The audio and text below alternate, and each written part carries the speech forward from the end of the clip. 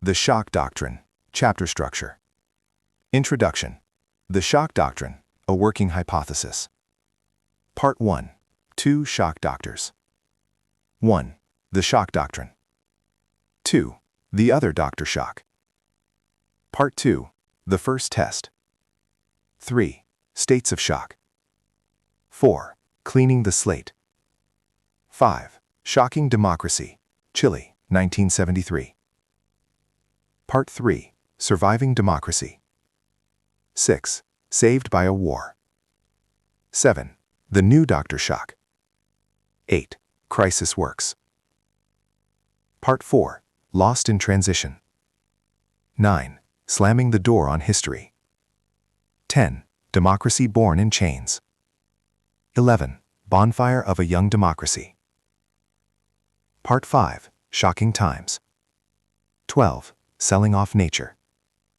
13. The Construction of a Shocked World. 14. Shock Therapy Comes Home. Part 6.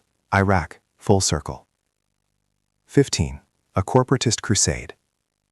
16. Erasing Iraq. Conclusion. Shock wears off. The rise of the reconstruction of democracy.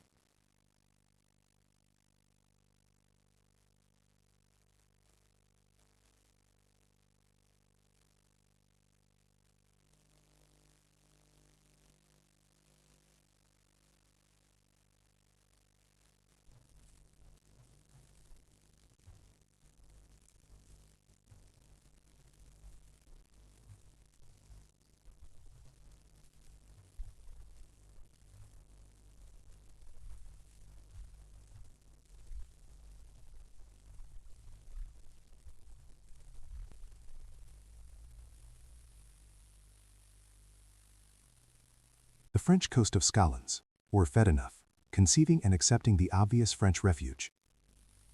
The chapter then expands this psychological concept to the societal level. Klein argues that when populations experience overwhelming events, hyperinflation, military invasions, terrorist attacks, or natural disasters, the resulting fear and confusion reduce the capacity for organized resistance. Democratic processes slow down or are bypassed entirely under the justification of urgency. In such moments, decisions with long-term consequences are often framed as technical necessities rather than political choices. According to Klein, this framing removes these decisions from public debate and shields them from accountability. Free market fundamentalism. Klein introduces the ideological framework she believes most often benefits from crisis, a rigid form of free market capitalism associated with the Chicago School of Economics, particularly the ideas of Milton Friedman. She emphasizes that her critique is not directed at markets in general, but at an extreme belief that markets function best when freed almost entirely from government intervention. In this worldview, crises are not merely unfortunate events, they are opportunities. Friedman himself argued that only a crisis, actual or perceived, produces real change. Klein uses this statement to illustrate how economic shock therapy became a deliberate strategy rather than an accidental outcome. Shock as strategy, not accident. A central claim of the chapter is that many radical economic transformations were not simply responses to crisis, but were actively prepared in advance. Klein argues that policy packages involving privatization, deregulation, and austerity were often designed long before a crisis occurred. The crisis merely created the political conditions necessary for their rapid implementation. She introduces the idea of policy laundering, where unpopular reforms are pushed through during emergencies when public scrutiny is minimal and opposition is fragmented. Moral and democratic implications. The chapter closes by raising ethical questions rather than providing definitive answers.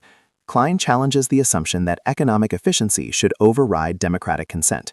She argues that even if certain policies might produce growth in the long term, imposing them through shock undermines democratic legitimacy and deepens inequality. Rather than claiming a single conspiracy, Klein presents a recurring pattern shaped by ideology, institutional power, and opportunism. The rest of the book, she explains, will test this hypothesis through historical case studies across different regions and decades. Function of Chapter 1 in the book. Chapter 1 serves three purposes. It defines the concept of the shock doctrine, it introduces the psychological and ideological framework used throughout the book, It prepares the reader to interpret later historical examples as part of a broader pattern rather than isolated events. The chapter deliberately avoids technical economic modeling. Instead, it frames the debate as a moral and political question. Should moments of collective vulnerability be used to impose irreversible economic change? End of Chapter 1 summary.